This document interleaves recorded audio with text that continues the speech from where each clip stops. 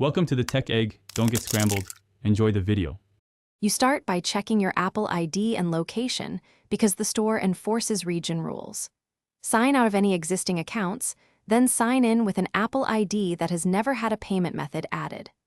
Once signed in, make sure the App Store region matches a country that permits free app downloads without billing.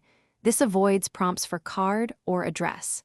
If asked for payment during initial setup, choose None or Cancel and revisit account payment and shipping to confirm no billing info is saved. Next, find a free app and tap Get. This step both tests your account and triggers any remaining validation.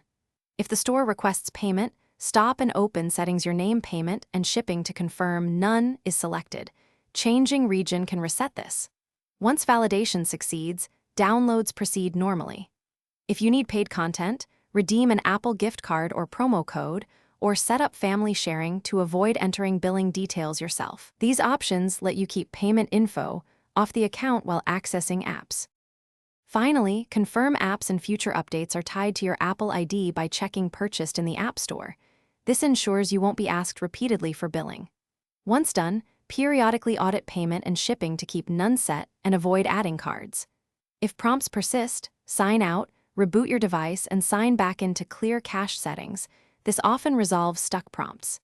If issues continue because of account holds, region lock, or unpaid balances, contact Apple support to lift restrictions without adding billing info. Thanks for watching. Consider subscribing if I helped unscramble your problems.